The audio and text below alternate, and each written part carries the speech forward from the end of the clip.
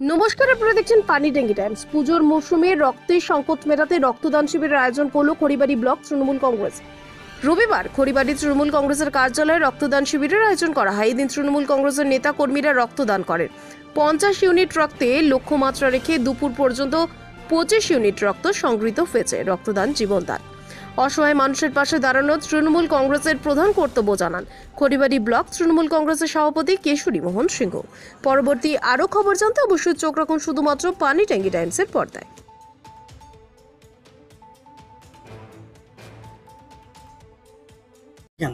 এই পূজার মৌসুমে মানুষের অনেক সমস্যা হয় এবং ব্লাড ব্যাংকের রক্তের ঘাটতি আছে। তার জন্য খড়িবাড়ি ব্লক তৃণমূলের পক্ষ থেকে আমরা বিগত দিনে খড়িবাড়ি ব্লক যুব তৃণমূলের পক্ষ থেকে আমরা ব্লাড ডোনেশন ক্যাম্প করি প্রতিবারই 1000 ইউনিট। এবার আমরা খড়িবাড়ি ব্লক তৃণমূলের পক্ষ থেকে সেই কাজটা করতে চলেছি। যে মানুষ সবথেকে জীবন হচ্ছে রক্তদান, সবথেকে জীবনের পৃথিবীর সবথেকে বড় দান। অসহায় মানুষের পাশে দাঁড়ানো আমাদের কর্তব্য। শুধু ভোটের রাজনীতি তৃণমূল কংগ্রেস করে না, আমরা সবসময় মানুষের পাশে থাকি। তার জন্য এই উদ্যোগটা আমাদের সাইটের লক্ষ্যমাত্রা হয়েছে অলরেডি 25 ক্রস করে গেছে। আমরা সাইট ক্রস করে যাবো।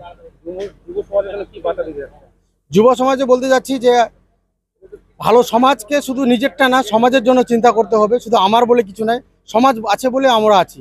আজকে আমি অনেক টাকা কামাচ্ছি, কিন্তু আমার পরিবার আশেপাশে সবাই ড্রাগসে বিভিন্ন নেশা আসক্ত, তাহলে আমার পরিবারটা নিয়ে আমার ছেলে মেয়ে ভালো থাকবে না, নিশ্চয়ই তারা ওই পরিবেশে চলে যাবে। তার জন্য সমাজ যদি ভালো থাকে তাহলে আমরা সবাই ভালো থাকবো। প্রত্যেক যুব সমাজকে আমি বলতে চাচ্ছি যে আমরা ভালো একটা খড়িবাড়ি ব্লক তৈরি, খড়িবাড়ি একটা ভালো সুস্থ পরিবেশ তৈরি করি। আর পূজায় সবার জন্য আগাম সুবিধা থাকলো, ভালোভাবে কাটবো, নিজে পূজা দেখবো, অন্যকে পূজা দেখতে সহযোগিতা করবো, এই বার্তাটা আমার থাকবে। প্রায় তো রক্তের সংকট দেখা যাচ্ছে। তার জন্য তো আমরা আছি। আমরা যেমন আজকে খড়িবাড়িতে করলাম, বিভিন্ন অঞ্চলে আমরা করব।